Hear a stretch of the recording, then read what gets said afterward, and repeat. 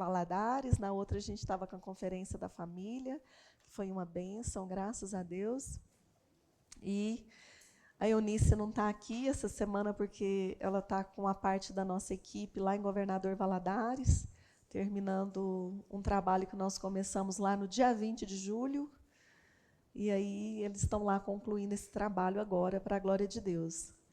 Olhai para o Senhor da Seara mandar mais trabalhadores, porque a gente acaba se desgastando muito, né? A Eunice está bem gripada, coitada, tem que estar orando por ela. O João também não passou bem ontem, acho que pegou uma infecção intestinal, ou se foi uma virose. E a gente vai batalhando, e Cristo batalhando por nós. Mas é muito bom estar aqui. Pode colocar, por favor? Hoje eu vou fazer diferente, né? Em vez de eu fazer toda aquela recapitulação, eu vou pedir para os irmãos fazerem comigo, porque a gente está no 10º capítulo hoje, a gente já está caminhando para o final, e aquela recapitulação ela é feita propositalmente para que a gente vá engatando um capítulo no outro, mostrando a sequência e mostrando a importância desses princípios na conquista da nossa alma. Então, a gente está falando sobre vencer fortalezas, e os primeiros 6 princípios que nós estudamos foi para vencer a fortaleza de Jericó. Os outros princípios foram aplicados à fortaleza de Ai, capítulo 7, capítulo 8, teve a ver com a fortaleza de Ai. E no capítulo 9 a gente começou a lidar com a fortaleza de Gibeão. Então, o capítulo 9 e o capítulo 10 é uma sequência do outro, e a gente vai tratar especificamente dessa fortaleza, a fortaleza de Gibeão. Mas, assim, vamos estabelecer palavras-chave, né? E aí eu vou perguntar para os irmãos, e os irmãos ficam à vontade, né, para estar contribuindo aqui com o estudo. O capítulo 1, Josué, qual que é o princípio mais importante para vencer a fortaleza de Jericó? Quem gostaria de estar falando? Ouvir a palavra, meditar na palavra, meditação. Concentrar nossos esforços não para pelejar contra o inimigo, mas para conhecer o Senhor, conhecer o seu caráter, né, buscar intimidade, relacionamento, crescer nesse relacionamento. Oi? Sair da inércia devocional e avançar para um relacionamento de intimidade. Glória a Deus. E o capítulo 2, qual que seria a palavra-chave, o princípio-chave? Oi? Mapeamento espiritual. Muito bem. Oi? Quebrantamento. Muito bem. Restauração. Chegar nos porões da alma, com a ajuda do Espírito Santo. Identificar as Raabes da alma, né, aquelas áreas de prostituição, e levá-las cativa à obediência do Espírito Santo. Né? Capítulo 2, mapeamento espiritual. O coração da fortaleza, né? Chegar lá nesse coração, na parte interna. Às vezes a gente olha para o que está externo, mas Deus está olhando o que está lá interno. E é ali que a gente precisa deixar o Espírito Santo tocar. E o capítulo 3? Batismo de arrependimento, a travessia. Né? A gente precisa levar essas áreas que nós identificamos na nossa vida.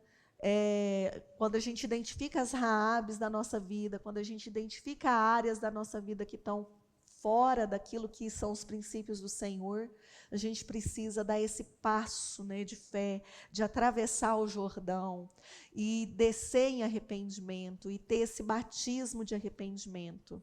Então, o batismo de arrependimento, ele é um divisor de águas na vida do cristão, porque ele nos leva a uma mudança de dentro para fora. E o capítulo 4? Os altares do testemunho, né? Então, quando eu passo por um batismo de arrependimento, o próximo passo, eu começo a gerar um novo estilo de vida. A experiência do batismo de arrependimento é que agora eu vou levantar altares para Deus, são altares de testemunho. O testemunho que eu dou para Deus lá naquele lugar, naquelas coisas que Deus está falando comigo, no meu momento devocional, lá no capítulo 1 ali, no meu relacionamento com Ele, mas também no testemunho externo, aquilo que eu estou lá no quarto secreto, na vida devocional, concentrando meu esforço para alcançar a intimidade em Deus, e isso vai produzir um testemunho externo, onde as pessoas vão poder olhar e falar assim, poxa vida, olha o que Deus fez na minha vida, na vida de fulano, na vida de ciclano, né? Então, a experiência do batismo. E o capítulo 5? Isso, santificação cirúrgica. Nas palavras de Jesus Cristo, santificação por amputação. Se seu olho direito te faz pecar, se a sua perna direita te faz pecar, se seu braço direito te faz pecar, arranca, porque é melhor entrar na vida, né, sem nenhum deles, né, do que ter nos dois e ir para o inferno. Mas a santificação cirúrgica é deixar o bisturi de Deus, né, o Espírito Santo, as facas de perdeneira, chegar nesse lugar onde ele vai arrancar toda a carnalidade da nossa vida, tudo aquilo que dificulta a nossa intimidade com Deus, tudo aquilo que dificulta um relacionamento saudável. Né? Então, é deixar realmente essa santificação, ela entrar em todas as áreas da nossa vida. E o capítulo 6? Obediência completa. Obediência completa. Né? É você realmente entender que Deus está muito mais preocupado em atos de obediência do que em atos proféticos. Muitas vezes a gente fica, vamos fazer em rituais, né? Vamos fazer isso, vamos fazer aquilo, as ondas, né? As 7 voltas de Jericó. Mas muito mais do que atos proféticos, Deus está interessado em ato de obediência. A estratégia que funciona para Deus são os nossos atos de obediência. Os atos proféticos, eles só vão funcionar se antes de qualquer coisa que a gente fizer para Deus, a nossa obediência ela vir primeiro. E essa obediência ela tem que ser, como lá no King's Kids a gente aprende, imediata, completa e com alegria. Amém? E o capítulo 7, retaliação. Eu não gosto muito desse nome, porque muitas vezes a gente confunde, né? Às vezes a gente acha que é uma palavra muito desgastada, a retaliação. Eu gosto muito de pecado corporativo, nesse capítulo 7, porque a escolha de um homem trouxe consequência para toda uma nação. 36 homens de guerra morreram, né? Trouxe uma vergonha ali no arraial.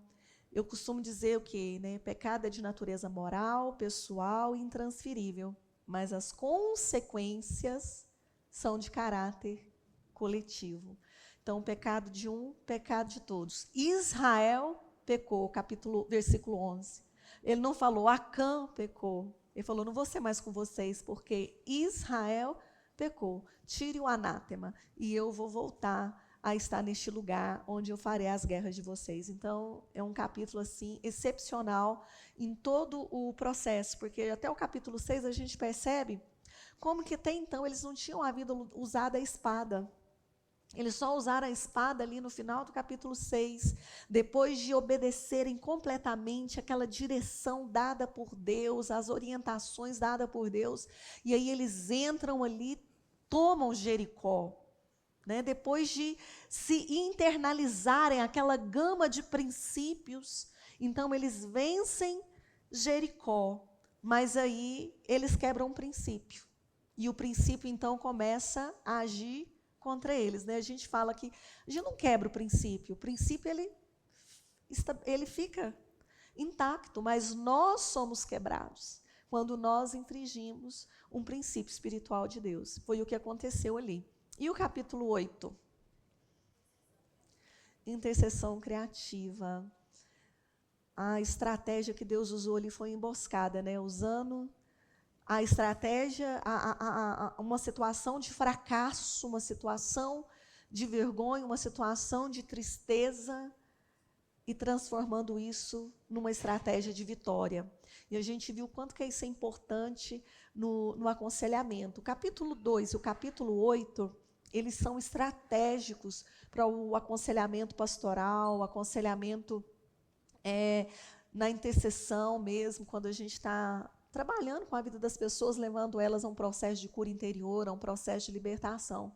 Como que muitas vezes a gente vai usar aquelas áreas onde o inimigo mais roubou, mais causou destruição, e a gente vai usar essas áreas ali, né, sendo dirigido pelo Espírito Santo para trazer libertação, para trazer cura, né, sendo realmente ali usados na intercessão, né, deixando o Senhor nos usar na intercessão. Então, esse capítulo ele é muito poderoso. E então aí a gente chega na semana passada no capítulo 9, né? E qual é a chave do capítulo 9? Manipulação.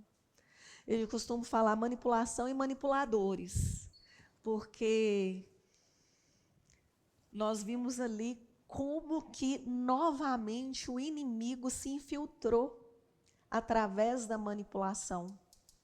E os gibeonitas, né, eles são realmente esse ícone desse pecado que todos nós, num grau menor ou maior, lidamos com ele. Porque a manipulação, ela está diretamente ligada às nossas motivações, aos nossos interesses. Se a gente fosse qualificar, né, a manipulação em duas palavras assim bem chave, seria desonestidade e interesse. Porque a pessoa que manipula, ela sempre age com desonestidade e por interesses próprios. E aí, quando a gente olha para o capítulo 9, né, tem algumas versões que eles falam assim, o estratagema, né, dos gibeonitas. Eu acho assim, como que eles foram ali bajulando, né, oferecendo uma ceia falsa. A ceia, ela fala muito da comunhão nossa com o Senhor, da nossa comunhão com os irmãos.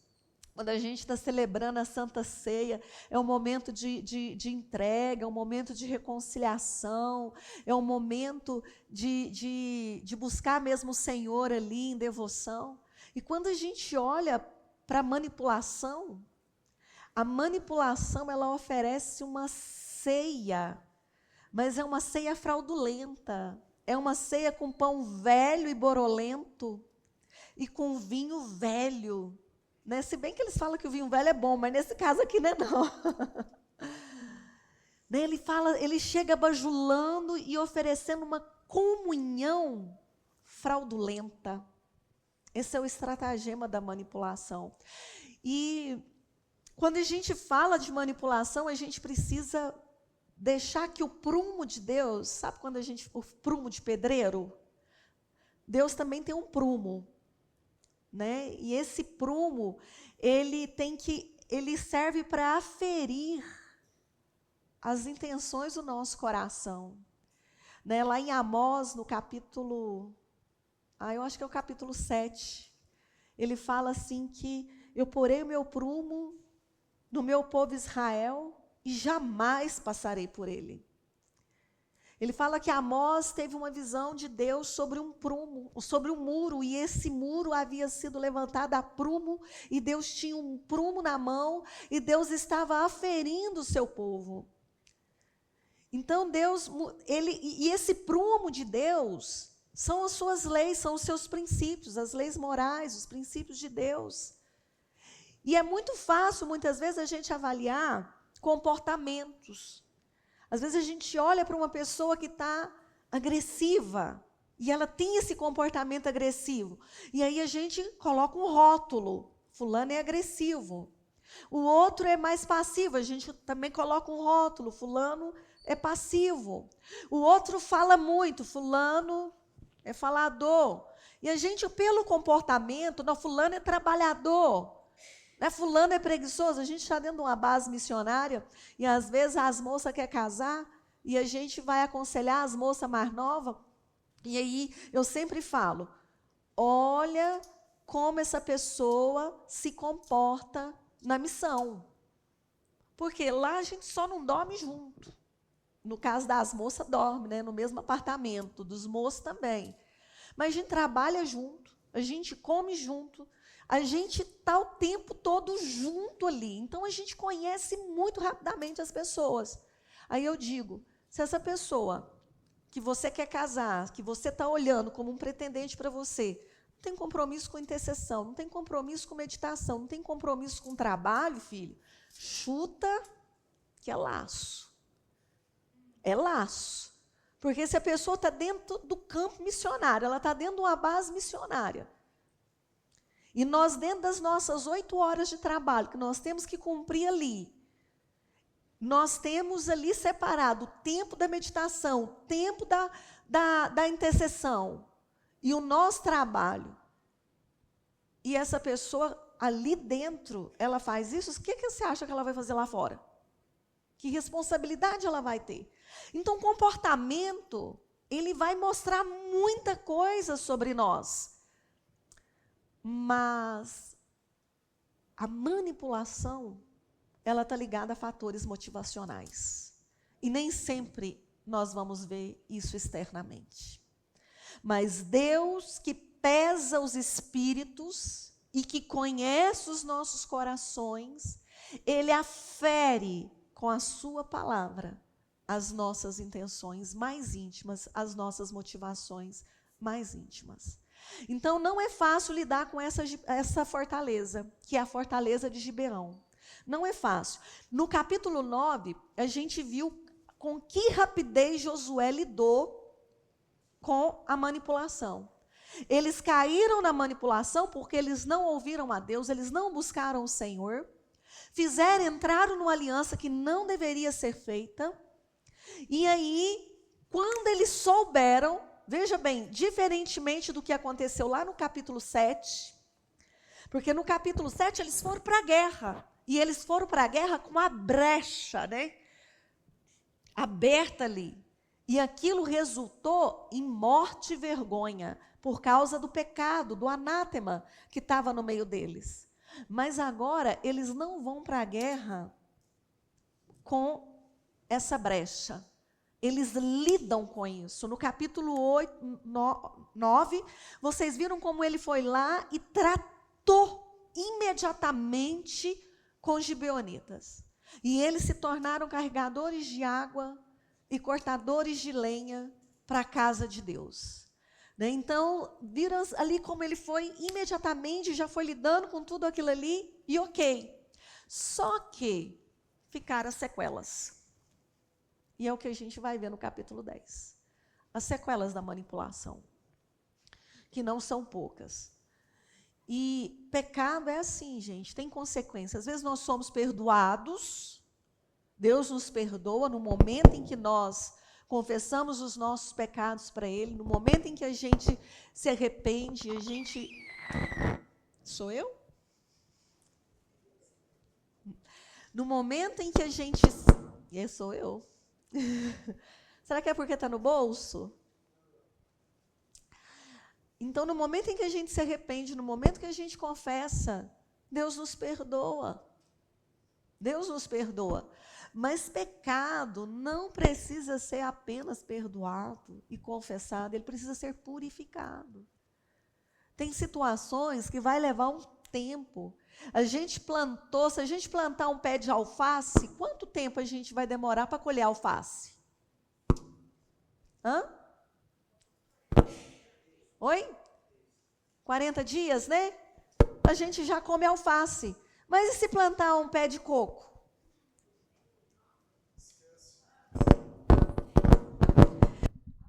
Bem,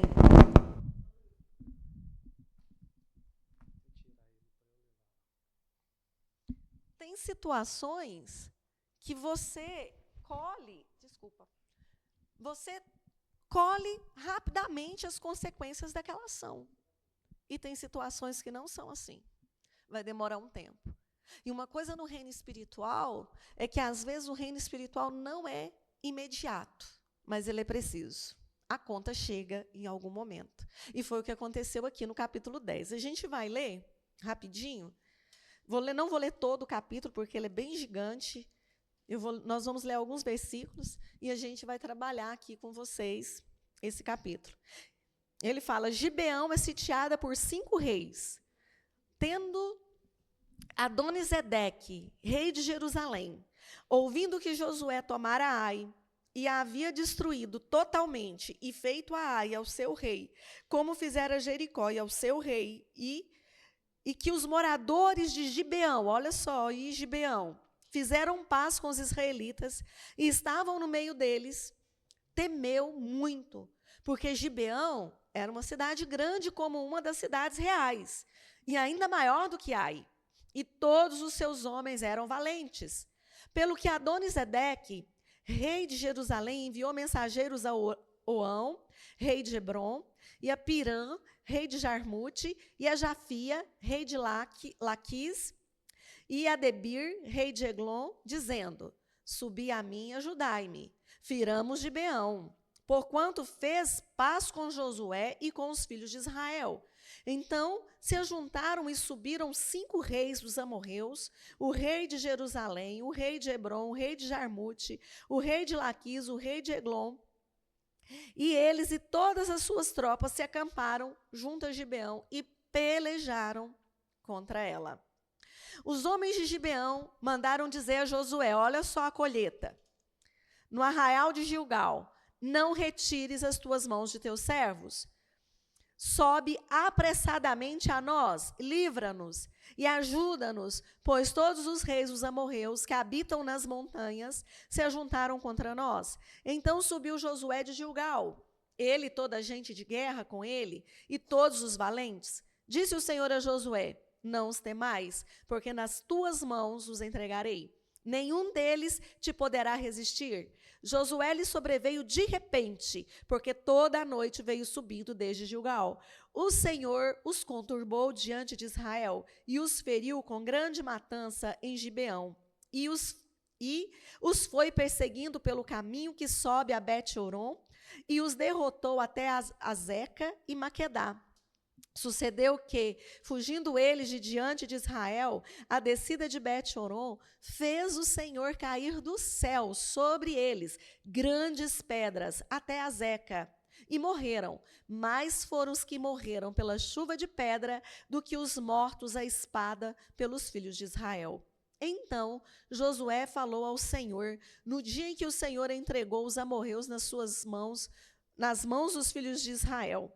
E disse na presença dos israelitas: Sol, detente em Gibeão, e tu, lua, no vale de Aijalon. E o sol se deteve, e a lua parou, até que o povo se vingou de seus inimigos. Não está isso escrito no livro dos justos? O sol, pois, se deteve no meio do céu, e não se apressou a pôr-se, quase um dia inteiro. Não houve dia semelhante a este, nem antes, nem depois dele. Tendo o Senhor, assim, atendido à voz de um homem, porque o Senhor pelejava por Israel, voltou Josué e todo Israel com ele ao arraial, a Gilgal. Até aqui, embora a gente vai trabalhar mais algumas coisas para frente. Olha que coisa maravilhosa. Você pode imaginar essa cena? O sol parado por quase um dia todo. A lua parada. Olha que coisa maravilhosa, porque Deus pelejava por eles. Agora, Deus pelejava porque lá atrás, no capítulo 9, eles trataram dessa infiltração. Eles trataram da manipulação. Agora, as consequências, né, as sequelas ficaram. É para baixo, né? Ok. Então, vamos ver, né, algumas coisinhas aqui. Não está indo. Temos 2 aspectos fundamentais aqui nesse capítulo. Você vai passando aí? Tá, obrigada. Será? Tá para cima. Agora foi. Ok. Nós temos 2 aspectos fundamentais nesse capítulo. Primeiro, foi o ataque indireto do inimigo a Israel contra os gibeonitas, que representavam as sequelas da manipulação. Então, o inimigo ele não veio diretamente contra Israel. Ele foi agora naquele com quem Israel havia feito uma aliança. Ou seja, as áreas fragilizadas pelas alianças manipulativas. Então, Satanás muitas vezes vai usar essas alianças manipulativas que nós fazemos em diversas áreas da nossa vida, pode ser, e principalmente no caso aqui, relacionamentos, é nessas áreas fragilizadas por relacionamentos manipulativos que muitas vezes Satanás vai atacar. Às vezes ele não vai atacar diretamente você, mas ele vai atacar aquela outra pessoa que é fraca e que você tem um relacionamento e que ela está agindo na base da manipulação e você está sendo manipulado por ela. É o que a gente percebe aqui. Gibeão manipulou, e Josué e o povo caiu naquela manipulação, entrou numa aliança. Era para ser? Não, mas Deus ratificou.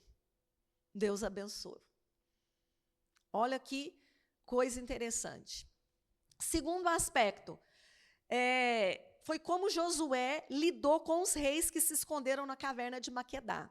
E aqui é interessante que aqui a gente vai estudar um pouquinho, eu não vou entrar profundo, mas o livro tem, depois eu acho que é bom quem quiser estar aprofundando mais, compre alguns livros que vai falar diretamente disso, porque ele vai falar das distorções causadas pela manipulação no âmbito da liderança.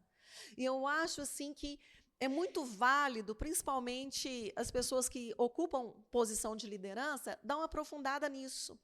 Eu tenho um livro que eu até trouxe, depois eu vou pegar aqui na minha bolsa, vou pegar agora que eu mostro.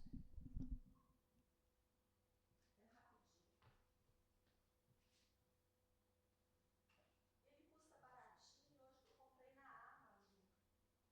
Ele chama Josué, um líder que fez diferença, do pastor Elianai Cabral. Eu estou sem óculos.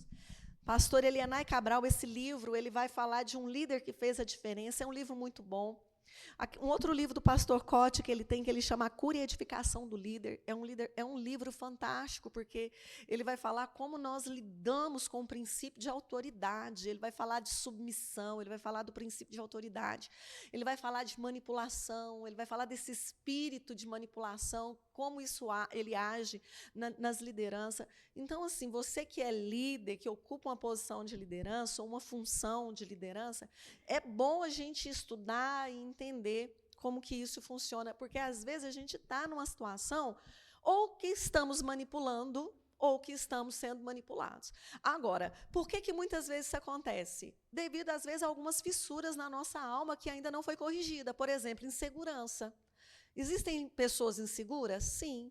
Mas existem líderes inseguros? Também. Por quê? Porque são seres humanos como nós, que carregam uma história como nós, e que precisam ser curados como nós precisamos ser curados. Não é verdade? Então, a gente precisa ter muita misericórdia quando a gente vai falar de liderança, principalmente pastores. Entende? A gente precisa ter um olhar de misericórdia, porque às vezes a gente olha para o líder como se o líder ele tivesse que ser inerrável, um super-herói que nunca erre. Melhor fosse que não errasse. Mas são pessoas que carregam uma bagagem, que carregam uma história, e que a gente precisa ter um olhar de misericórdia. Então, esse capítulo vai falar desse ataque indireto e vai falar como que Josué lidou com esses reis, que vai falar da manipulação no âmbito da liderança. E aí a gente vai ver aqui o banquete das sequelas. Lá em Gálatas, capítulo 6, versículo 7, fala: não erreis.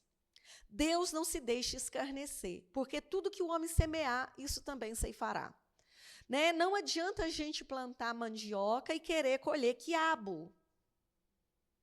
Não vai nascer quiabo de pé de mandioca, porque mandioca, geneticamente, foi estabelecida por Deus para ser mandioca e quiabo para ser quiabo. A gente podia usar aqui N coisas. Então, tudo aquilo que a gente planta, a gente vai colher. Josué entrou numa aliança de manipulação. Agora ele está sendo vítima dessa aliança manipulativa. Gibeão é o ícone da manipulação aqui. Olha a desonestidade, olha o interesse. Nós ouvimos falar do seu grande Deus e do que ele fez ao rei dos amorreus, a bajulação. Olha as nossas roupas, olha o teatro. Eles fizeram, gente, uma dramatização perfeita, um teatro perfeito. Eles engodaram direitinho. Né? Não eram muito mineiros, não. Foram pelas beiradas. Eles eram mineiros, né? De repente, um pouquinho. Foram pelas beiradinhas ali. Olha os nossos odres, nosso vinho era novo, nosso odre era novo. Olha como eles estão. Olha o nosso pão, seco e borolento. Então, esse é o banquete da manipulação. E Josué comeu, aceitou esse banquete. Ele aceitou essa ceia. Agora, ele não plantou? Ele não fez uma aliança? Agora ele vai colher. Ah, pastor, casei errado. Já ouviu isso, pastor João? Vou usar o que o pastor Cote fala. Antes de casar, abra bem os olhos. Porque depois de casar, você vai ter que viver com eles fechados. Não era para ser, querido, não era para ser, mas Deus abençoou. Deus abençoou. Agora vai vir um banquete de sequelas? Vai. E agora nós vamos fazer o quê? Buscar a graça, a misericórdia e amadurecer? Vamos amadurecer.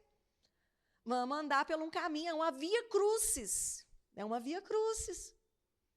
Não é?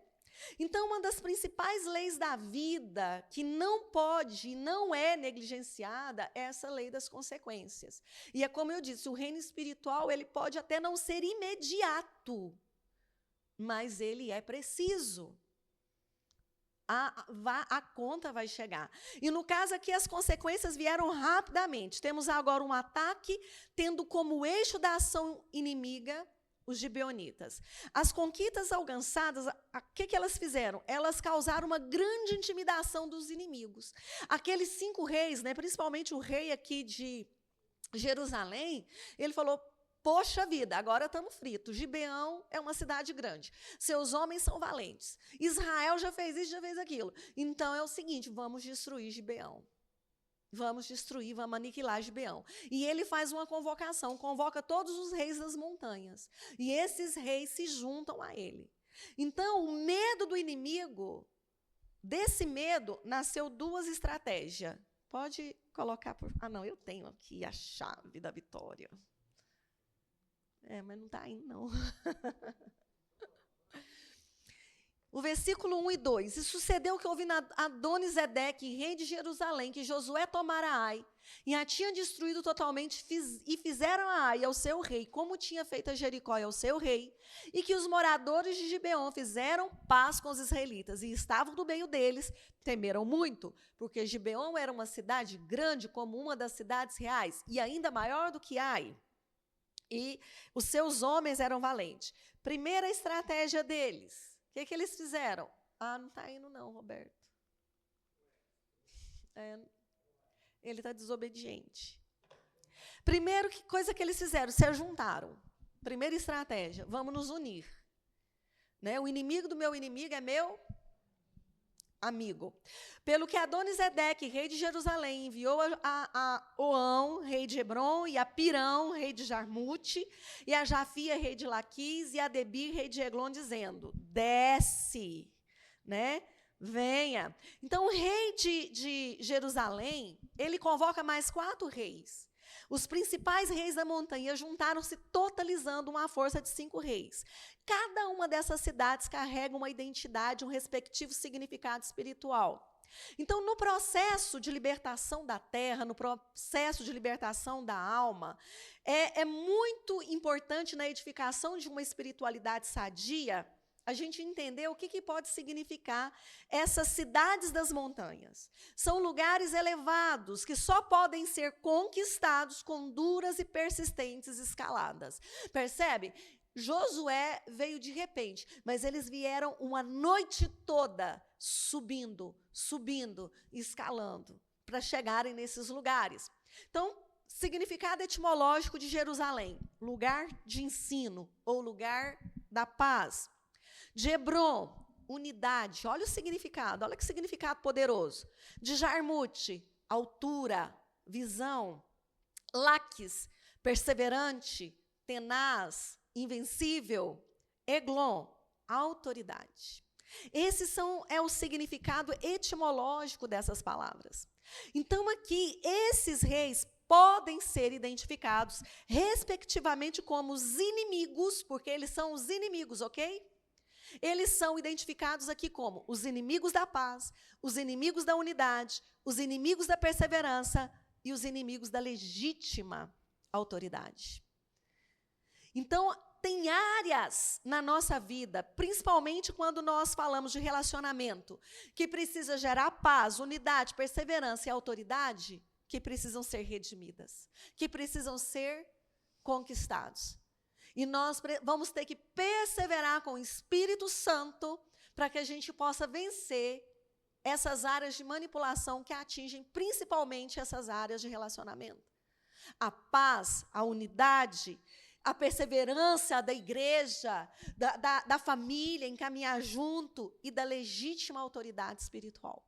A gente precisa identificar essas áreas e redimi-las, trazer redenção. São áreas da vida espiritual que estão interligadas. Segundo a estratégia, atacaram não a Josué, mas a Gibeão. Então, a primeira coisa que eles fizeram, se juntaram. Segunda coisa que eles fizeram, não atacaram Israel diretamente. Eles atacaram Gibeão. Então se ajuntaram e subiram os 5 reis dos amorreus, o rei de Jerusalém, o rei de Hebron, o rei de Jarmute, o rei de Laquis, o rei de Eglon. E eles e todos os seus exércitos, e sitiaram a Gibeão e pelejaram contra ela. Temos aqui um ataque indireto. Esse é o coração da estratégia do inimigo neste capítulo. Como Josué estava por força de aliança, olha só, por força de aliança, Josué estava agora obrigado a sustentar a vida dos gibeonitas. Eles estavam agora sendo alvo do ataque. Por que eles eram alvo? Porque havia agora uma aliança. O inimigo estava tentando desmoralizar Israel, destruindo os gibeonitas. Nas áreas em que mais fomos vencidos e enfraquecidos pela manipulação, é onde manipulativamente seremos atacados. Sabe aquelas áreas onde a gente deixou a manipulação nos vencer? Onde nós agimos com desonestidade nos relacionamentos, onde nós agimos com base nos interesses nos relacionamentos. Essas áreas, elas são áreas frágeis e que elas vão precisar estar sempre vigiadas, porque é onde o inimigo sempre vai atacar, para tirar a paz, para minar a unidade, para tirar a perseverança e minar a verdadeira autoridade. O inimigo estava tentando desmoralizar Israel, ou seja, a guerra, preste atenção, contra a manipulação, ela é longa. Não é uma coisa fácil, porque todos nós, de uma maneira ou de outra, leve ou não, enfrentamos a manipulação com nós mesmos. Gente, a gente aprende de berço. A gente aprende a manipular no berço. Quem aqui já falou assim para o filho? Olha, se você comer tudo direitinho, eu vou te dar um pirulito. Estou usando uma metáfora boba. O que nós estamos fazendo? Manipulando. Então, a gente aprende no berço, a gente manipula, e nós, muitas vezes, aceitamos manipulação. Eu só vou fazer isso se você fizer aquilo. Olha o que está por trás. O interesse. E algumas vezes, a desonestidade, a mentira, o engano, a conveniência, é o que está por trás desses relacionamentos. Então, nas áreas onde relacionamentos foram fundamentados em motivações doentias, ou estabelecemos alianças em princípios errados, é onde certamente mais seremos atacados. E essa vai ser uma guerra longa, se a gente quiser vencer essa manipulação. Gente, essa guerra é tão longa, que você sabe aonde que repercutiu essa situação aqui, dessa aliança de Josué com Gibeão? lá em 2 Samuel, capítulo 21, a gente vai ver que no reinado de Davi houve 3 anos de fome consecutivas. Quando Davi foi buscar o Senhor, o que Deus falou com ele? Saul quebrou uma aliança. Olha como Deus honra uma aliança. Olha. E Davi teve que lidar com aquilo, com aquela situação ali no seu reinado. Gente, olha novamente o princípio do pecado corporativo aqui, agindo lá em 2 Samuel 21. Quem pecou? Davi? Foi Davi que quebrou a aliança? Não. Saul. Quem é que está colhendo as consequências? Davi. E o seu reino. 3 anos de fome consecutivas. Olha novamente o princípio do mapeamento. Olha o princípio do mapeamento espiritual. Mapeamento espiritual tem 2 perninhas muito importantes. A primeira perninha do mapeamento espiritual é entrevista, é conversa. A gente vai conversando e através da conversa, a gente vai fazendo uma anamnese. Isso é muito importante. A segunda perninha do mapeamento espiritual se chama ouvir Deus. Ouvir o coração de Deus. Senhor, o que o Senhor me diz sobre isso? Qual que foi a perninha do mapeamento espiritual que Davi usou? Senhor, o que está acontecendo? Por que nós estamos passando por 3 anos de fome? E aí Deus falou, é por causa da casa sanguinária de Saul, que matou os gibeonitas. Olha que coisa poderosa, o mapeamento espiritual. E o que Davi fez? Foi lidar com aquela situação para restaurar o equilíbrio, porque houve uma quebra de aliança. E Davi foi lidar com isso. Então, essa guerra é longa. Essa guerra é longa. É uma guerra que vai durar, às vezes, muito tempo. Você entrou numa aliança errada, você entrou numa situação errada, você deixou a manipulação ser o eixo pelo qual você construiu relacionamentos, agora vai ter consequências. Mas eu vou te dizer, Jesus é bom e nos ajuda a lidar com todas essas coisas. Ajudou Josué. Como lidar com as áreas enfraquecidas pela manipulação? Vamos lá. Primeira coisa, versículo 6. Vamos ler o versículo 6. Os homens de Gibeão mandaram dizer a Josué no arraial de Gilgal: não retire as tuas mãos de teus servos. Sobe apressadamente a nós, livra-nos e ajuda-nos, pois todos os reis dos amorreus que habitam nas montanhas se ajuntaram contra nós. A chave aqui é estar sensível ao ataque e ter a humildade de não demorar em pedir ajuda. Você está percebendo que o relacionamento está pendendo para manipulação? Você está percebendo que há um ataque naquela área enfraquecida na sua vida? Vou dar um exemplo muito claro. Alguns anos atrás, eu discipulei uma moça, e essa moça ela veio de uma situação de prostituição, ela foi garota de programa. E quando você lida assim com pessoas que vieram dessa área de muita prostituição, gente, o que mais está ali que a gente vai lidar é com a manipulação. É uma manipulação terrível. E essa moça ali, né, aceitou a Cristo, aceitou ser discipulada, e então eu comecei a caminhar com ela. E tudo, muitas vezes, muitas e muitas e muitas vezes, tudo que ela queria, tudo que ela tinha um interesse próprio, ela usava de bajulação e engano. Eu me lembro de uma certa vez, eu estava no escritório, e ela, então, chegou para mim, elogiou minha roupa, elogiou meu cabelo, falou que gostava muito de mim, que não sei o quê, sabe aquele, igual os gibeonitas? E aí, eu pensei, o que essa moça, o que ela está querendo? E fiquei só esperando. E aí ela foi, depois de ficar, rodear, ela falou assim: Cláudia, sabe aquele varal? Aqueles varal de chão, né? tem um que está lá não sei aonde, eu fiquei sabendo que é seu. Você podia me dar ele? Gente, para pedir um varal. Para pedir um varal. Agora, veja bem, eu tive que ser firme com ela. Eu me lembro que naquele dia, eu falei com ela assim, fulana, deixa eu dizer uma coisa para você. Você não precisa me manipular quando você tiver uma necessidade, quando você tiver um interesse. Fale abertamente.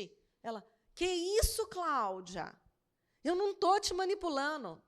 Eu falei, querida, aí eu fui citando para ela, ó, você fez isso, isso, isso, isso, isso e isso. Ai, Cláudia, mesmo? Sim, você fez. Me perdoa, está perdoada. Posso ficar com varal? Não. Hoje não. Eu tive que tratar porque o varal era importante? Não, gente. E aí passou mais uns dias, eu sempre pegava o caderno, a gente tinha um discipulado que eu trabalhava com ele, chama Discipulado em Profundidade por Autoconfrontação. É a própria Bíblia te confrontando. E aí tinha uma meditação, e nessa meditação tinha alguns pontos, 4 pontinhos a cumprir, que era a parte prática. O que eu vou fazer? E aí ela colocou lá um monte de coisa que ela ia fazer. Aí eu vou decorar versículo tal, vou decorar versículo tal, vou decorar versículo tal. Eu sei que no final tinha 10 versículos para memorizar.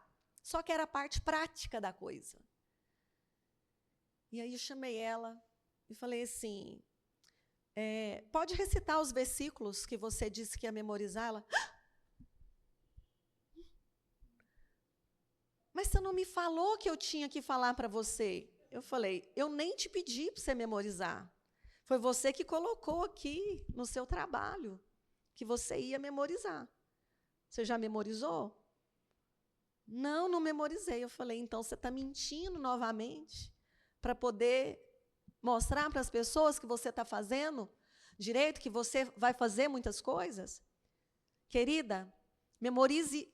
Se você quer realmente mudança, memorize um versículo e aplique ele na sua vida. Não precisa, aparentemente, mostrar que você está fazendo as coisas. E aí, o que aconteceu com essa moça? Eu fui trabalhando com ela, fui firme, ela teve que decorar os 10 versículos, memorizar e apresentar para mim. Fui sendo firme em tudo que passo a passo com ela. E um dia ela chegou para mim e ela falou assim, Cláudia, muito obrigada porque você está me ajudando. Muito obrigada. E eu vou dizer, teve uma vez que eu peguei pesado com ela, porque aonde que ela ia, ela impunha, um dia estava possessa, lá na salinha de aconselhamento ficava possessa, no outro estava impondo as mãos nas pessoas, porque ela era fácil, muito comunicativa, fácil de relacionar, veio dessas igrejas pentecostal, e aí já estava lá pondo a mão na cabeça dos outros, profetizando e orando pelos outros. E aí eu falei com ela, deixa eu te dizer uma coisa, se você não se converter verdadeiramente ao Senhor e abandonar essa prática de manipulação, você pode se tornar uma prostituta do reino. Eu fui muito firme, peguei muito pesado com ela. Mas sabe de uma coisa? Essa menina pediu ajuda. Ela começou a pedir ajuda. Ela começou a falar, Cláudia, me ajuda. Eu fiz isso com essa motivação. Ela começou a confessar. Me ajuda. E eu comecei a ajudar ela. Ela veio, ela voltou para a cidade dela, ela ficou no seminário Betel, interno, no internato deles lá. Não sei se foi 3 ou 4 anos. E hoje ela é uma missionária cabeceira, ponta da orelha, fazendo muitos trabalhos. Se converteu de verdade. Saiu daquela situação. Agora, de vez em quando ela ainda liga, Cláudia, me ajuda, ora por mim, porque de vez em quando eu vejo que eu estou sendo atacada em áreas assim, assim, assim. Eu falo assim, é isso mesmo, continua pedindo ajuda. Porque Satanás ele vai agir nessas áreas.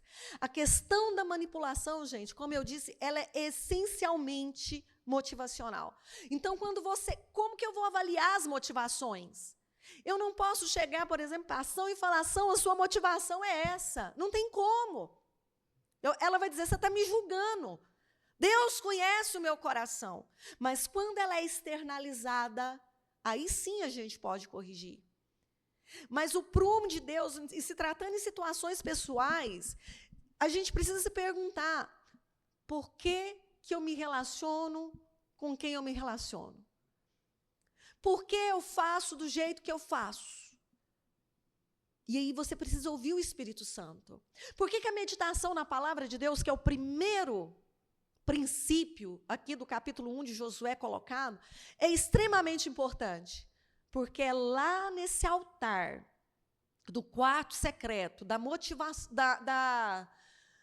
daquele tempo nosso ali com Deus, é que as nossas motivações, elas são provadas e aprovadas pelo Espírito Santo.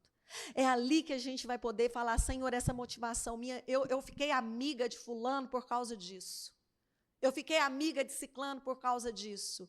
Eu fiz aquele trabalho assim, assim, assim, para poder ganhar esse tapinha nas costas. A minha identidade, Senhor, está naquilo que eu faço, e não naquilo que eu sou. Quem é que mostra isso para nós? O Espírito Santo mostra para nós, no altar secreto, no quarto secreto. É ali que a gente constrói isso.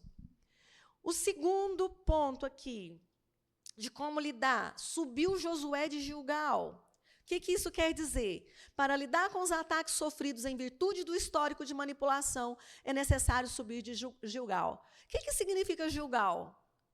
Cura da intimidade. Lembra o que aconteceu em Gilgal? Foi lá que a carnalidade foi cortada. Nós temos que voltar para Gilgal. E é de Gilgal que a gente precisa subir. Desse lugar de uma experiência marcante, de uma experiência poderosa, de uma experiência cirúrgica.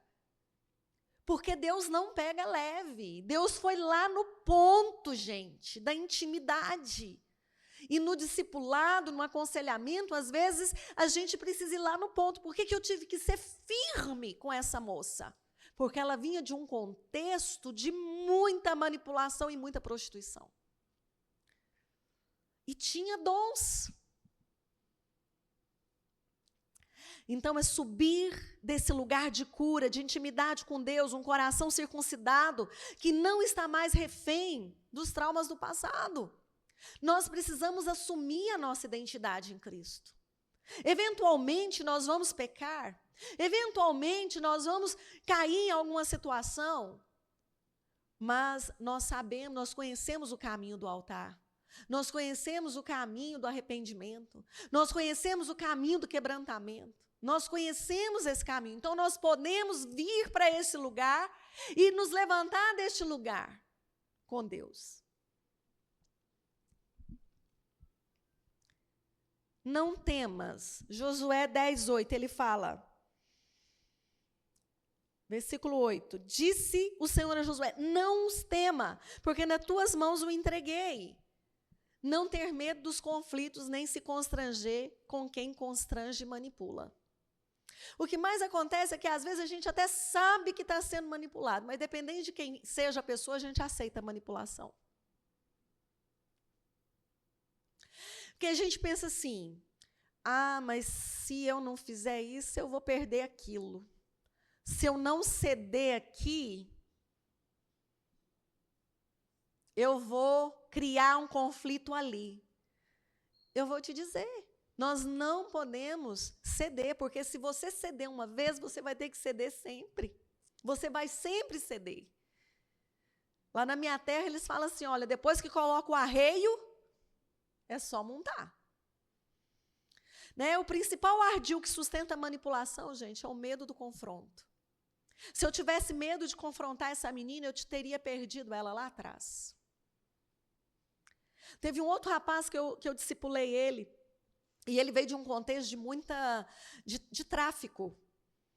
Quando eu conheci, ele respondia processo por dois latrocínios. Ele mesmo não matou ninguém, mas ele estava junto.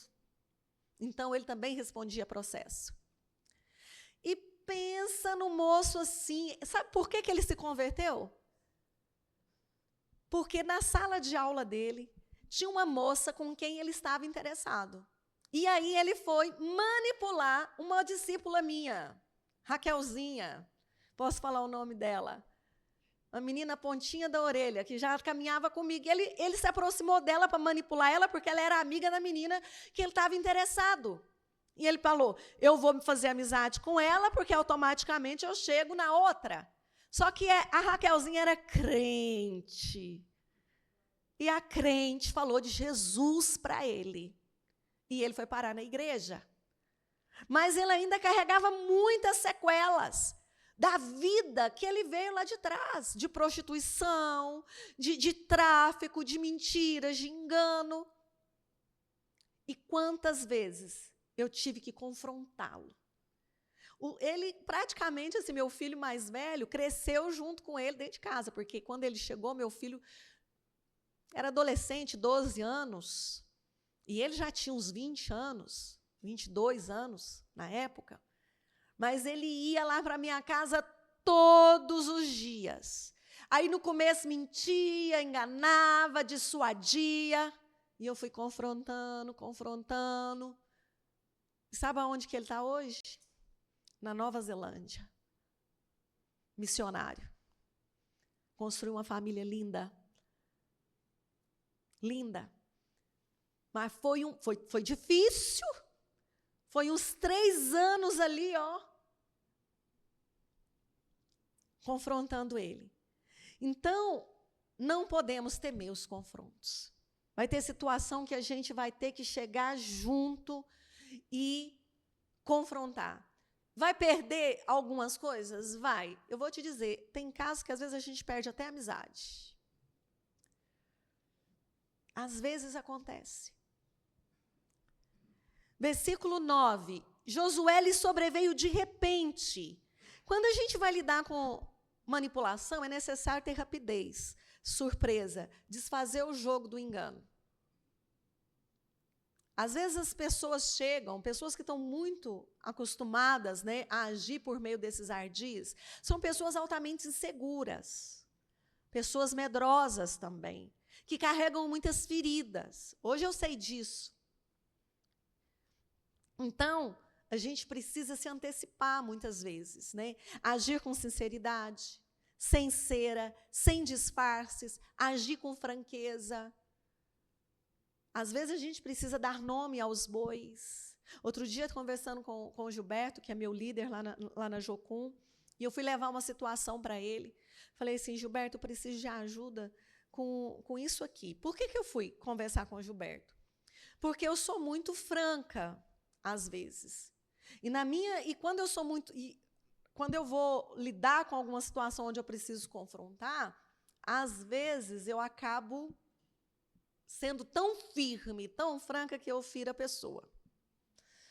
E aí eu falei com ele, me ajuda, como eu lido com isso? Como que eu trato com essa situação sem ferir princípios, sem ferir pessoas? E aí ele foi falando, olha, quando você vai para o confronto, seu confronto está certo, mas você precisa ser menos rígida. Você fala com muita intensidade. E aí ele foi me pastoreando. E era uma situação de muita manipulação que eu tinha que lidar. E eu falei assim, me ajuda, porque eu não tenho paciência com isso aqui. Porque sabe quando o negócio está preto no branco e as pessoas insistem em continuar te manipulando, e você fala, não, você não cede, mas a pessoa continua no mesmo. Eu falei, eu preciso fazer alguma coisa, urgente, porque eu não dou conta. Aí eu fui no Gilberto, e ele foi me ensinar como confrontar aquela pessoa em especial e não ferir nenhum princípio, porque trata-se de uma liderança, então eu não queria ferir o princípio de liderança, e sem ferir a pessoa. O meu pastor foi me pastoreando ali e me ajudou. Então, quanto mais, irmãos, a gente demora em confrontar a manipulação, mais nós nos tornamos manipulados. A gente precisa ser firme em amor, e se a gente não sabe fazer isso, pede ajuda. pede ajuda, me ajuda a lidar com isso aqui, me ajuda a lidar com essa pessoa. Eu fui no Gilberto, porque essa pessoa em especial é uma pessoa que exerce um cargo de liderança. E eu estou abaixo dela. Mas não é porque ela me lidera que eu vou concordar com uma situação que está em pecado. Percebe? É necessário a gente ter a coragem de ir. Aí sabe o que aconteceu no final? A pessoa me agradeceu. Sabe o que a pessoa me disse? Muito obrigada porque você veio falar comigo. Muitos não vêm falar comigo. Muitos não me dão o direito ou a oportunidade de me arrepender. A pessoa me agradeceu. Então, às vezes, a gente precisa fazer isso. E o Senhor os conturbou diante de Israel, versículo 10:10. Desmascarar as motivações corrompidas e doentias que conspiram contra a verdade e a liberdade. Muitas vezes, quando a gente vai lidar com isso, as verdades vêm, as motivações doentias vêm, e as pessoas ficam conturbadas diante da verdade. Porque Deus é o maior interessado em livrá-las também das garras da manipulação. Deus é interessado em nos livrar das garras da manipulação.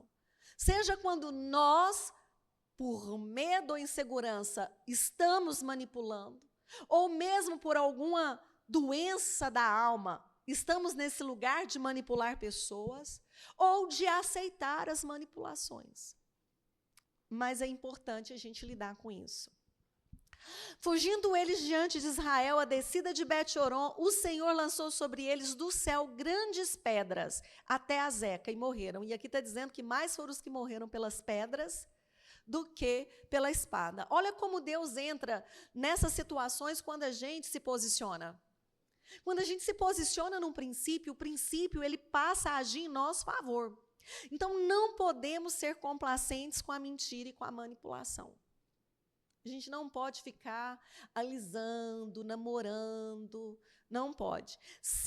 Esse exército, né, os exércitos dos reis que se reuniram ali, eles representam pensamentos, ideias, crenças que sustentam o quê? A mentira, a desonestidade, a manipulação, em qualquer relacionamento que seja, que precisa ser duramente combatido, apedrejado com as verdades e conselhos que vêm do céu.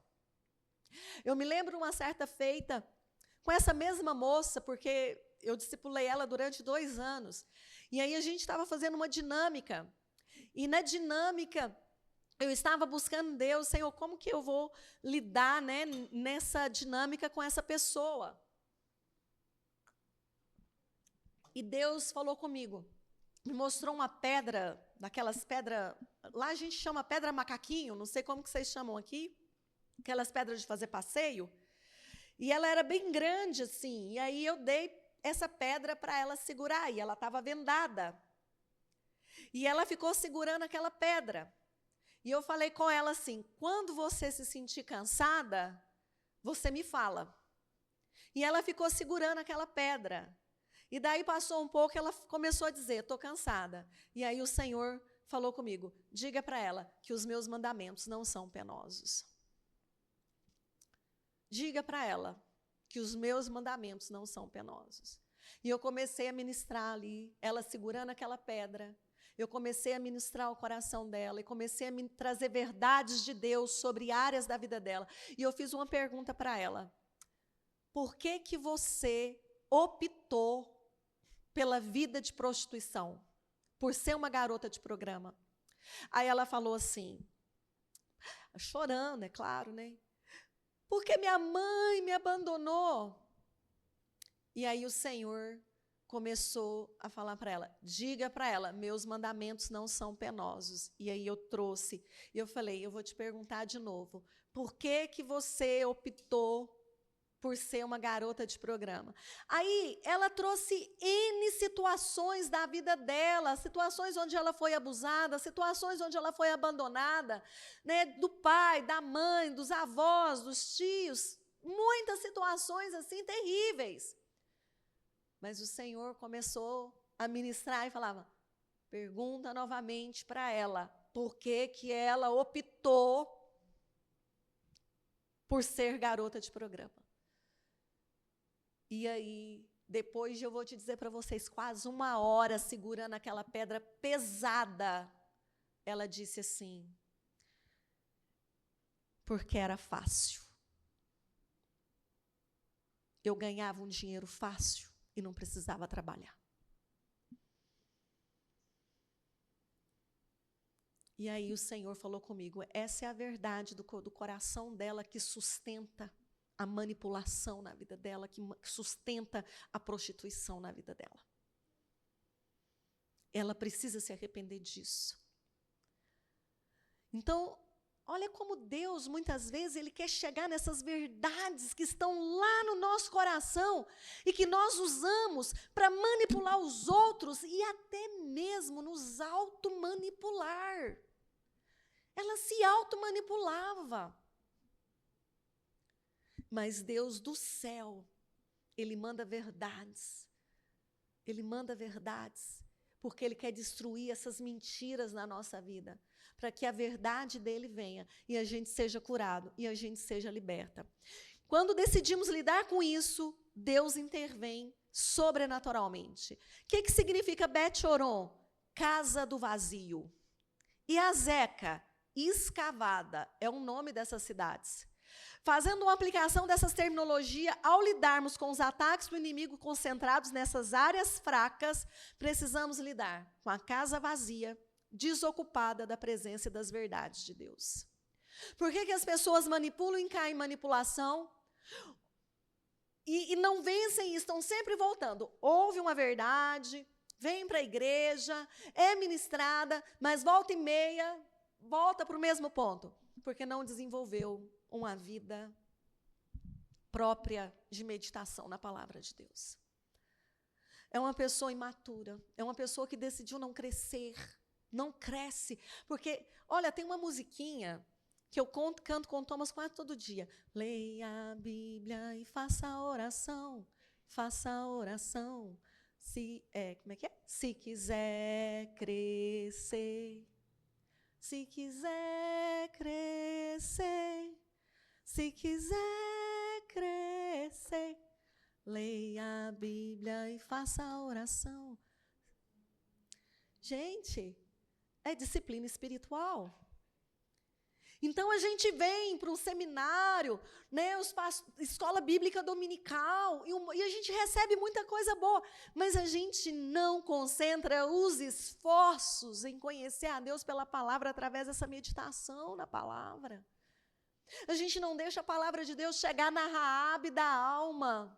A gente não deixa o bisturi do Espírito Santo cortar as carnalidades da nossa vida.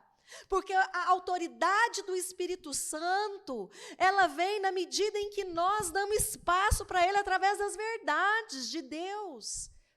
Na nossa vida, o compromisso com a palavra, o compromisso com a luz, o compromisso com a verdade.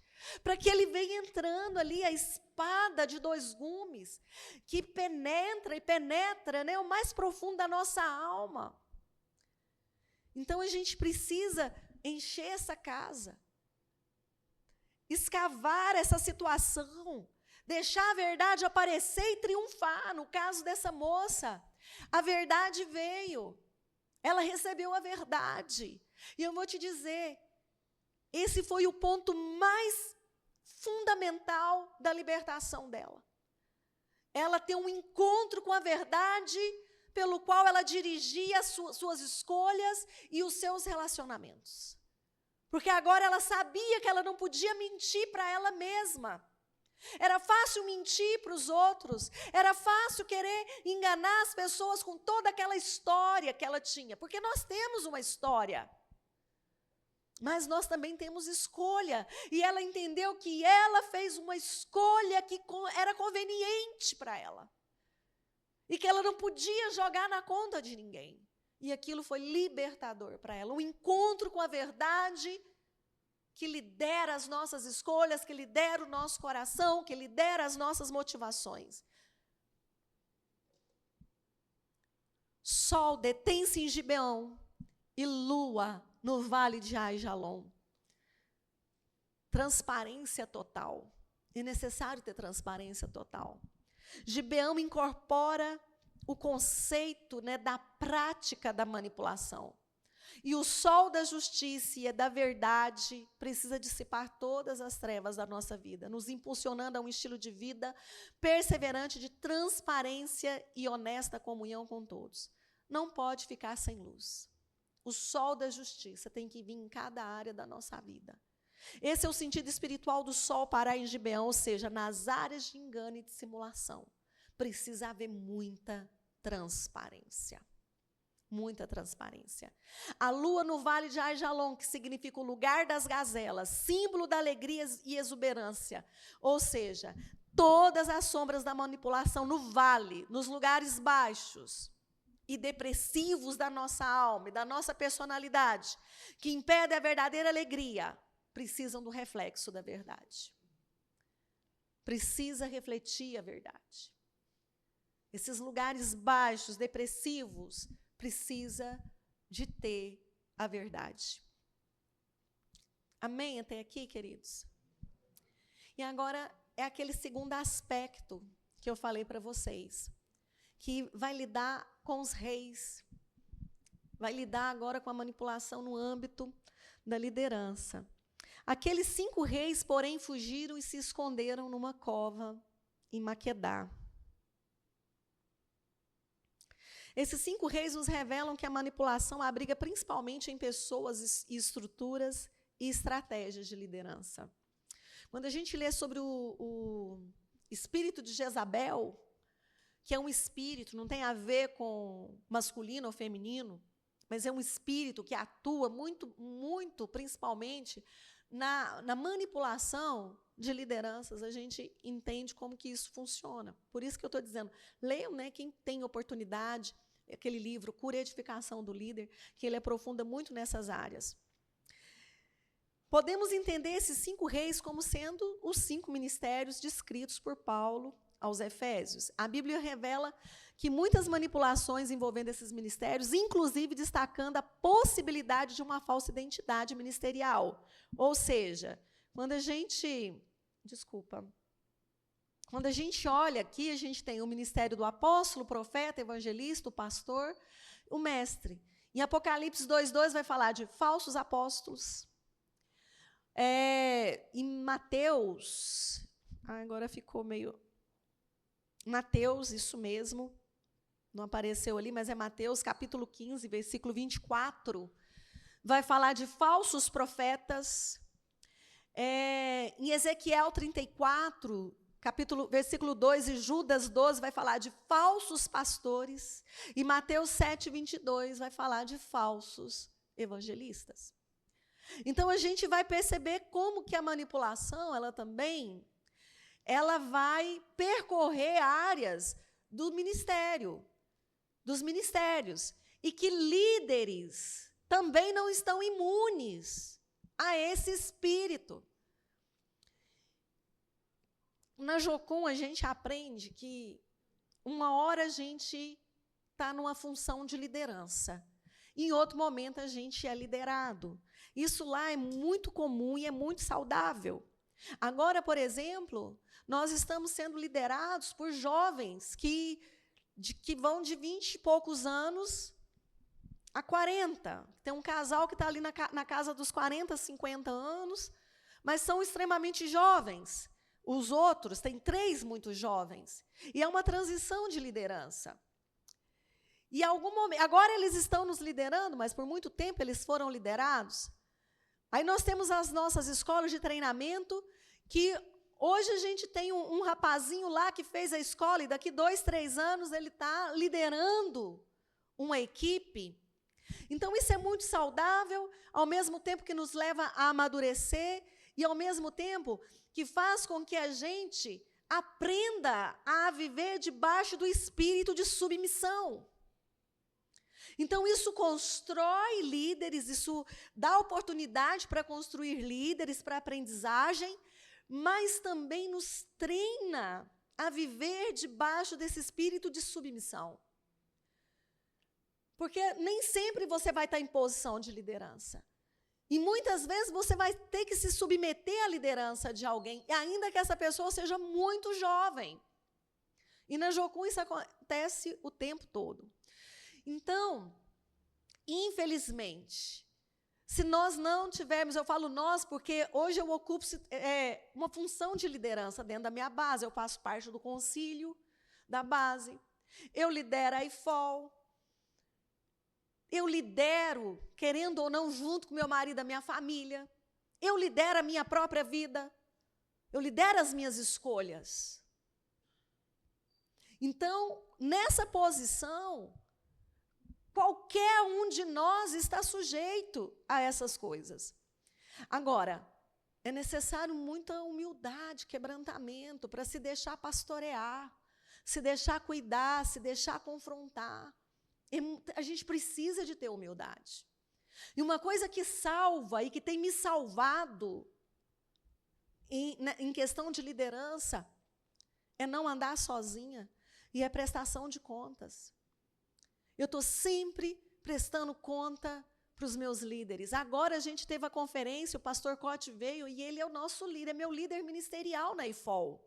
Eu falo que eu presto conta para o pastor Frank, que é o pastor da igreja que eu congrego. Eu presto conta para o Gilberto, porque quando eu cheguei aqui, eu não tinha pastor, eu não tinha igreja, mas eu não queria andar solta. Então eu disse, Gilberto, por favor, você pode me pastorear, você e a sua esposa? E ele aceitou essa missão de me pastorear. Aí agora eu tenho a liderança da Jocum em Contagem, que eu presto conta para eles, e tenho o pastor Cote, que eu levo o nome da IFOL comigo para onde eu vou. E eu tive uma reunião com ele agora de prestação de contas. Todo ano nós temos a nossa rede de formação de conselheiros, o REDEC, onde nós também sentamos com ele para quê? Prestação de contas. Isso é saudável. Isso é saudável para nós. A gente pastoreia pessoas, a gente precisa ser pastoreado. E quando eu falo de pastoreio, eu não estou falando de posição. Eu estou falando de função. O que a Eunice está fazendo lá em Valadares? Pastoreando pessoas. É porque ela ocupa a posição de pastora? Não. É porque ela exerce uma função de discipuladora, de conselheira. É isso que nós fazemos.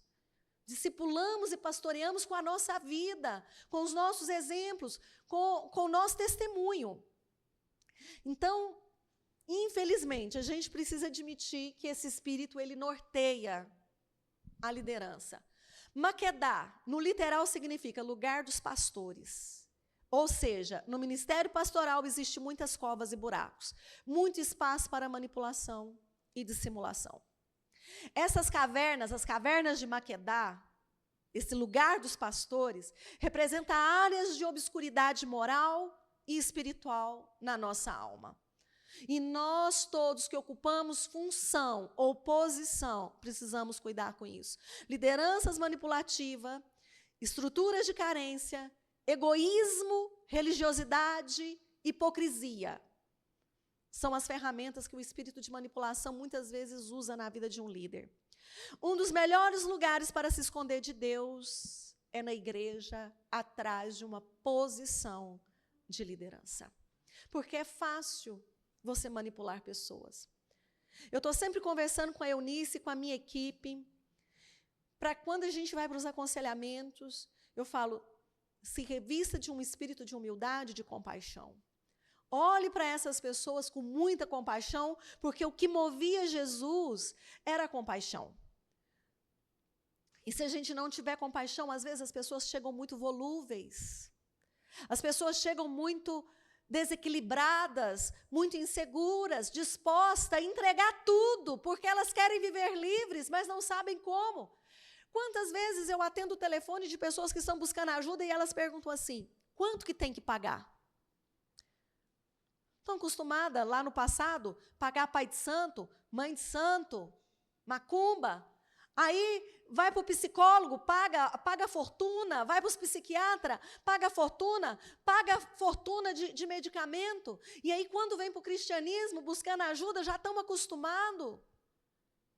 Se você, como conselheiro, como líder, se você não tiver o seu coração no lugar certo, o espírito de manipulação entra aqui. Porque é fácil usar as suas necessidades. Missionário, o que não falta para nós é necessidade. Então, se você não tiver o coração no lugar certo, é fácil se corromper. Manipular as pessoas e deixar as pessoas ali, cativas da sua orientação, do seu conselho, do seu discipulado. Um dos melhores, como eu falei, os conceitos relativos à manipulação e abuso de autoridade, muitas vezes eles se misturam. Vamos ver alguns aqui. Eu vou passar bem rapidinho para a gente terminar, porque o foco principal do capítulo já foi ministrado. Distorções manipulativas que corrompem o princípio da liderança. Né? As covas de Maquedá. Pode passar mais um que eu falei. Primeiro aí, controle, né, ou ditadura, quando o líder anula o discípulo o ouvir a Deus. Em Atos 12, 21 e 24, a gente vê ali a história de Herodes. Nós chamamos isso de a síndrome de Herodes. A Bíblia fala que num dia designado, vestido Herodes, as vestes reais, ele estava sentado no tribunal e ele fez um discurso e o povo exclamava, voz de Deus e não de homem. E no mesmo instante feriu o anjo do Senhor, porque não deu glória a Deus. E morreu ali, né? Comido de bichos, expirou. E a palavra de Deus crescia e se multiplicava. Olha que interessante. Alguém que estava se denominando Deus, abafando a voz de Deus, quando essa pessoa morre, a Bíblia diz, e a palavra de Deus crescia e se multiplicava. Quando a voz do líder está acima da voz de Deus, é sinal que esse líder ele está buscando ser idolatrado. Essa bajulação do líder é o efeito colateral de muita ignorância espiritual e insegurança emocional.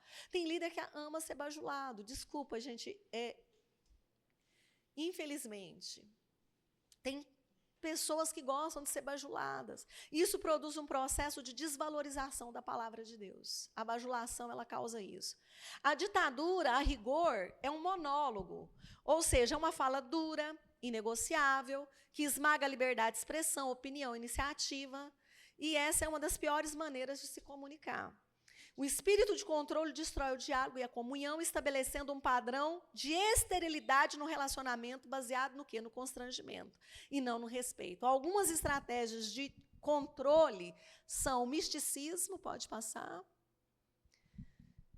Em Colossenses 2,18 vai dizer, ninguém vos domine o seu árbitro com pretexto de humildade, culto dos anjos, envolvendo-se em coisas que não viu, estando em vão, inchado na sua carnal compreensão. É interessante como Paulo ele vem denunciando essa espiritualidade mistificada. Esse é um artifício da carnalidade, inchado na sua carnal compreensão. Paulo menciona aqui pretexto de humildade, culto dos anjos, mostrando até onde muitas vezes as pessoas são capazes de ir para impressionar os outros. Lembra desse irmão mágico querendo comprar o dom do Espírito ali? Porque ele viu que aquilo era um poder e ele queria usar daquilo. Muitos líderes hoje, às vezes, né, através de profecia, usando muitas vezes isso para manipular as pessoas, controlarem pessoas. E eu vou te dizer, a questão maior não é nem só quem faz isso, é as pessoas que muitas vezes vão atrás dessas coisas. Infelizmente. Julgamento preconceituoso também. Portanto, ninguém vos julgue pelo comer, ou pelo beber, ou por causa dos dias de festa, ou da lua nova, ou dos sábados, que são sombra das coisas futuras, mas o corpo é de Cristo. Olha o que Paulo está falando aí, que o preconceito muitas vezes limita os relacionamentos e os valores dos outros, porque a gente às vezes quer impor um padrão de santidade aos outros como um estereótipo, rito, prática externa, mas que não revela o verdadeiro caráter das coisas. Alguns exaltam a superficialidade e ignoram a responsabilidade moral. Né, hoje o Wébio, a gente brincou comigo, né, o Wébio, o esposo da Simone, lá da Jocum também, está ali atrás, pedi para ele me acompanhar. Ele brincou comigo, você está parecendo uma crente lá da Assembleia, né? Eu falei, eu estou mesmo, hoje eu estou crentinha. Né? Mas percebe que quanto tempo Muitas pessoas viveram debaixo de um estereótipo de santidade, mas negando o que é a eficácia dessa santidade. Então, isso é manipulação, é a síndrome dos fariseus. Não devemos confundir religiosidade com santidade. Deus é santo, o diabo é religioso. A Bíblia fala que ele se traveste em anjo de luz. Olha só. Falsa profecia, né? Eu já falei também. Coisa espantosa e horrenda se anda fazendo na terra. Os profetas profetizam falsamente, os sacerdotes dominam, olha, pelas mãos deles. E o meu povo assim o deseja. Mas que fareis ao fim disso? Né? O que a gente vai fazer? Sem desprezar a enorme importância do ministério profético, a profecia pode se tornar uma ardilosa, né, um ardiloso mecanismo de manipulação. A gente que lida com muitas igrejas, muitas lideranças, e é claro que eu sei que aqui é uma igreja muito equilibrada, a Eunice sempre fala isso do ensino, né, que há aqui nessa igreja. Glória a Deus, deem glória a Deus por isso, deem glória a Deus pelos pastores de vocês, pelos líderes de vocês. Mas não é a realidade. Em muitos lugares onde a gente passa, não é. Onde a gente vê pessoas assim, sendo muito manipuladas através desses ardis, através de falsas profecias e etc. O segundo ponto é o autoritarismo, exigir uma submissão sem questionamento. É uma redundância do ponto anterior. O autoritarismo destrói o espírito de ensino, produzindo feridas e rebeliões.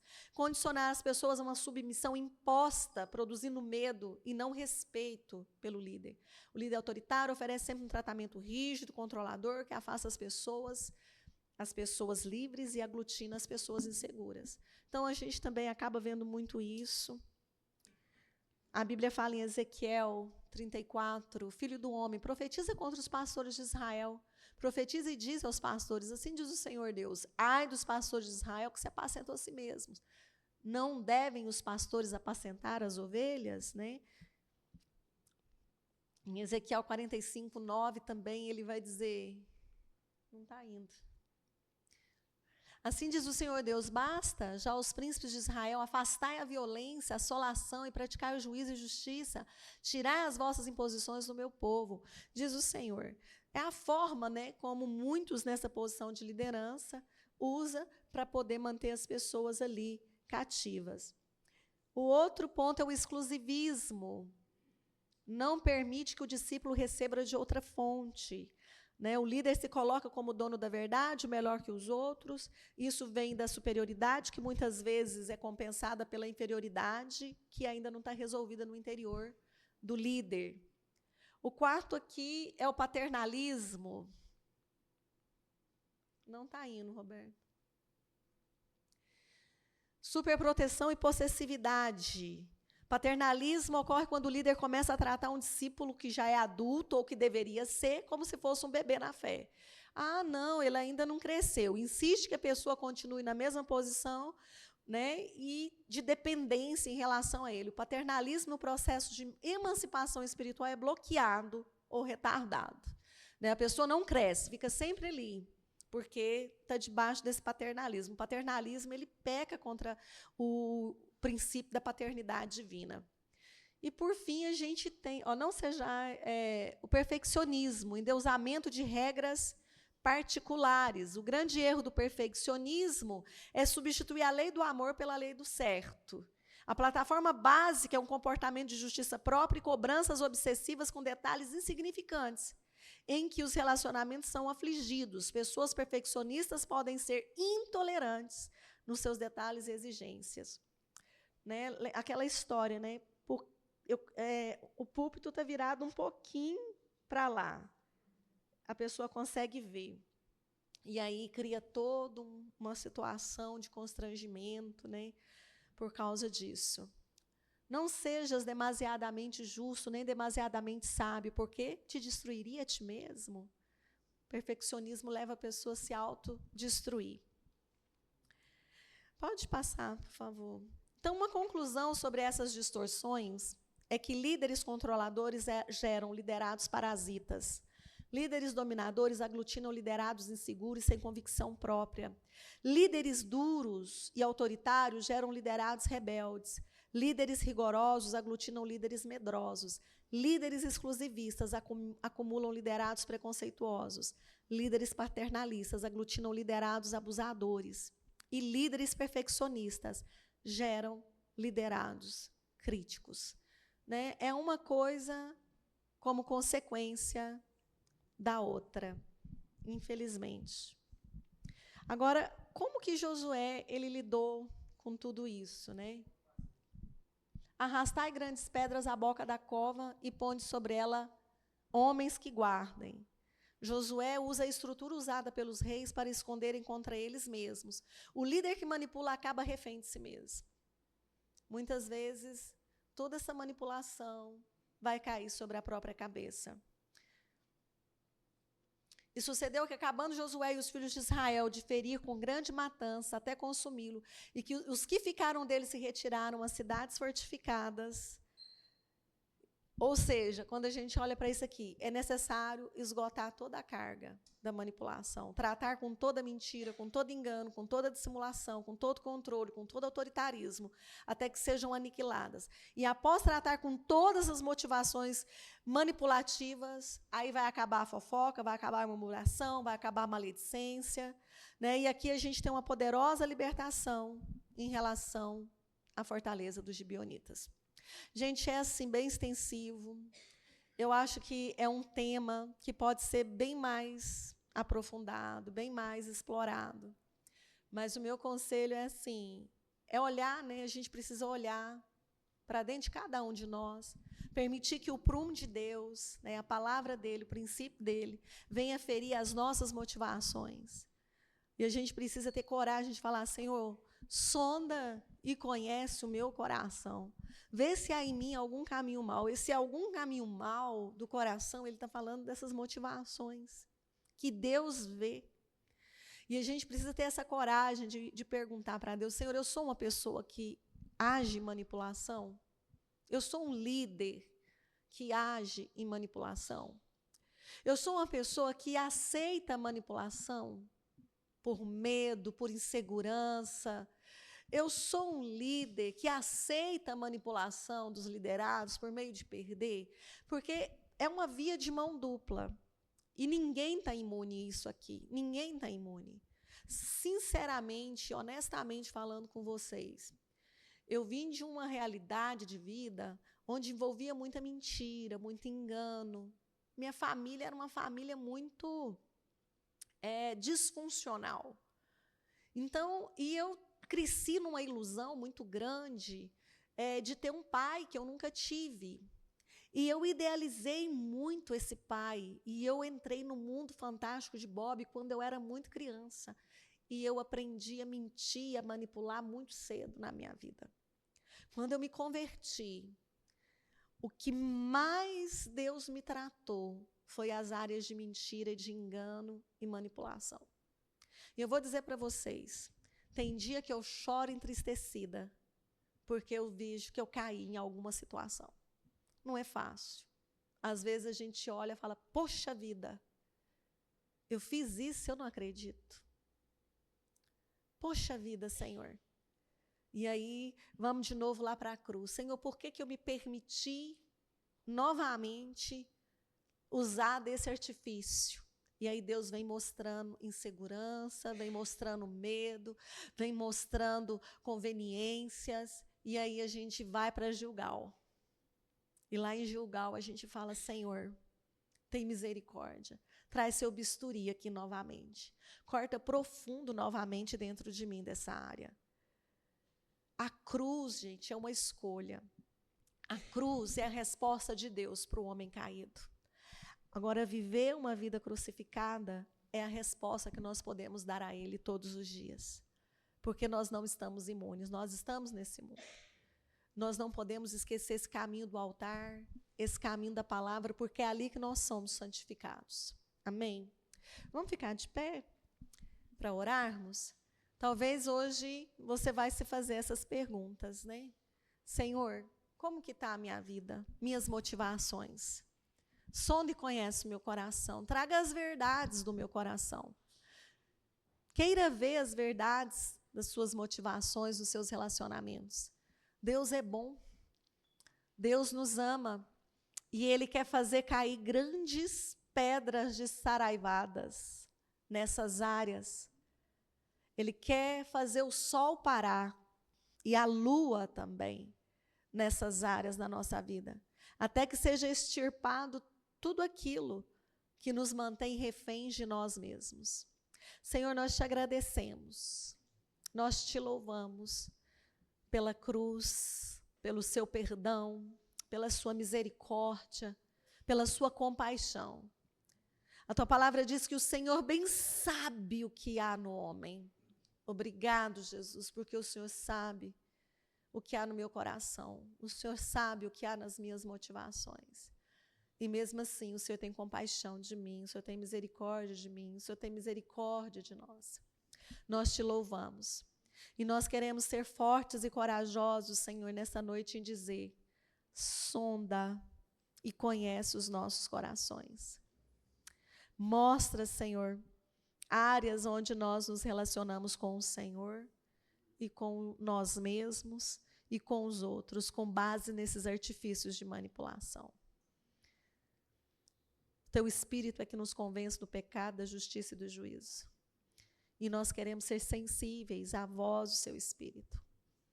Nos leva para Gilgal, Senhor, para esse lugar aonde esse encontro, Senhor, com a santidade, esse encontro, Senhor, com esse bisturi do teu Espírito Santo, possa cortar profundamente em nossa vida. Em nome de Jesus. Nós queremos nos render a Ti, te pedir perdão, Senhor. Quantas vezes, Senhor, nós temos medo de falar a verdade? A gente tem medo de falar a verdade. Quantas vezes nós temos medo de perder um relacionamento, perder uma amizade, medo de perder algum conforto, alguma coisa, Senhor, que está nos beneficiando, algum relacionamento. E aí a gente se permite estar numa situação de manipulação, Senhor, escravizante, agonizante muitas vezes. Senhor, tem misericórdia de nós. Tem misericórdia de nós. Quantas vezes nós, Senhor, somos aqueles que também manipulam.